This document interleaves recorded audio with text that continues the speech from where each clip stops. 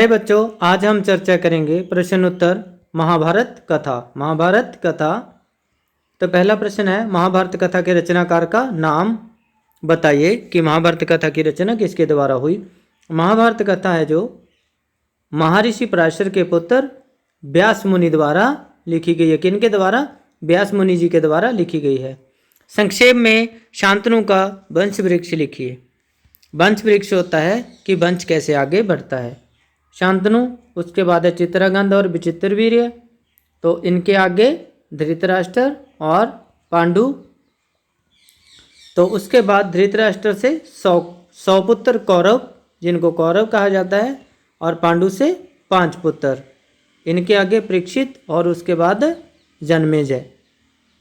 तो उसके बाद है महाभारत की कथा जन्मेजय के जग तक कैसे आई। महाभारत कथा के रचयिता कौन है? व्यास मुनि। उन्होंने यह कथा पहले अपने पुत्र शुकदेव को कंठस्थ करवाई, याद करवा दी, और बाद में अपने दूसरे शिष्यों को सुनाई। लिखी किन्होंने? व्यास जी ने। उसके बाद उन्होंने अपने पुत्र शुकदेव को यह कथा कंठस्थ करवा दी और बाद में अपने दूसरे शिष्यों को सुनाई। मानव जाति में महाभारत की कथा का प्रसार व्यास जी के प्रमुख शिष्य वैशंपायन ने किया। वैशंपायन से कथा सूत जी पर आई। सूत जी पौराणिक कथावाचक हैं। सूत जी कौन है? पौराणिक कथावाचक हैं, जो पुराणों की कथा करने वाले। उन्होंने ही जन्मेजय के यज्ञ में उपस्थित ऋषियों के सम्मुख यह कथा जन्मेजय को सुनाई थी। अगला प्रश्न, पांडु के विषय में आप क्या जानते हैं?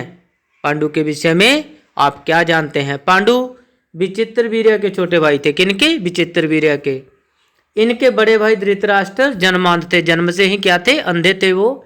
अतः विचित्रवीर्य के बाद पांडु हस्तिनापुर के शासक बने। कुछ समय बाद एक मृग के शिकार के कारण पांडु को एक ऋषि ने शाप दे दिया। क्या दे दिया? शाप दे दिया। तब पांडु राज्य छोड़कर अपनी दोनों पत्नियों कुंती व माद्री, दोनों पत्नी कौन कौन थी? कुंती व माद्री के साथ वन को चले गए। वन में ही पांडु के 5 पुत्र हुए। कितने? 5। एक दिन माद्री के साथ वन में घूमते हुए पांडु शाप को भूल बैठे और उनकी मृत्यु हो गई। 5वां है, पांडु की कितनी रानियां थी? पांडु की कितनी रानियां थी? पांडु की 2 रानियां थी। कौन कौन सी? कुंती एवं माद्री नाम थे उनके। प्रश्न संख्या 6, कुंती एवं माद्री के पुत्रों के नाम लिखिए। कुंती ने युधिष्ठिर, भीम व अर्जुन को जन्म दिया और नकुल व सहदेव की माँ थी, वो कौन थी? वो माद्री। इनको जन्म दिया था माद्री ने। 3 पुत्र कुंती के थे, युधिष्ठिर, भीम व अर्जुन, और नकुल और सहदेव की माँ माद्री थी, उनको माद्री ने जन्म दिया था। धृतराष्ट्र के कितने पुत्र थे? उनके सबसे बड़े पुत्र का नाम क्या था? धृतराष्ट्र के कितने पुत्र थे? 100। वो क्या कहलाए? कौरव कहलाए। उनके सबसे बड़े पुत्र का नाम क्या था? दुर्योधन था। भीष्म पितामह ने कुरु राज्य का विभाजन क्यों करवाया? भीष्म पितामह ने कुरु राज्य का विभाजन करवाया क्योंकि धृतराष्ट्र के पुत्र कौरवों व पांडु पुत्र पांडवों के मध्य मधुर संबंध नहीं थे। कौरवों व पांडवों को कहाँ का राज्य मिला था? समझौते के अनुसार कौरव हस्तिनापुर के राजा बने और पांडवों को इंद्रप्रस्थ, वर्तमान जिसको दिल्ली का क्षेत्र माना जाता है, वो राज्य मिला था। पांडु की मृत्यु के समय युधिष्ठिर की क्या उम्र थी? पांडु की मृत्यु के समय युधिष्ठिर की उम्र कितनी थी? 16 वर्ष। पांडु के साथ कौन सी रानी सती हुई थी? सती हो जाना, साथ में ही जल जाना। पांडु के साथ उनकी छोटी रानी माद्री सती हुई थी। चौसर में हारने के बाद पांडवों को क्या दंड मिला? चौसर में जब हारने के बाद पांडवों को 13 वर्ष का वनवास मिला था, जिसमें अंतिम वर्ष उनको अज्ञातवास में बिताने की शर्त थी। अज्ञात जिसका कोई भी अता पता न हो। महाभारत युद्ध के बाद पांडवों ने कितने वर्ष राज्य किया? महाभारत युद्ध के बाद पांडवों ने 36 वर्ष राज्य किया। कितने? 36। पांडवों के बाद राज्य का उत्तराधिकारी कौन बना? पांडवों के बाद राज्य का उत्तराधिकारी उनका पौत्र मतलब पोता परीक्षित बना। आगे है प्रश्न,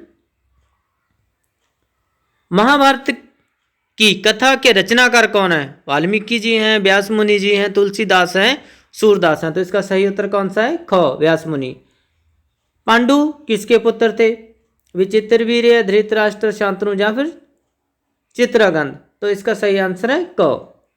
धृतराष्ट्र के कितने पुत्र थे? 100, 10, 2 या फिर 4। तो तीसरे का सही उत्तर है क, 100। महाभारत युद्ध के पश्चात पांडवों ने कितने वर्ष राज्य किया? 20, 40, 36 या फिर 18। तो इसका सही उत्तर है 36। उसके बाद है परीक्षित कौन था? पांडवों का बड़ा भाई, पांडवों का पौत्र, कौरवों का पौत्र या इनमें से कोई नहीं। तो पांचवें का सही उत्तर है ख, पांडवों का पौत्र। पांडवों का राज्य इंद्रप्रस्थ का वर्तमान में क्या नाम है? दिल्ली, कुरुक्षेत्र, हस्तिनापुर या फिर पांडुनगर। तो इसका सही आंसर है इंद्रप्रस्थ, दिल्ली।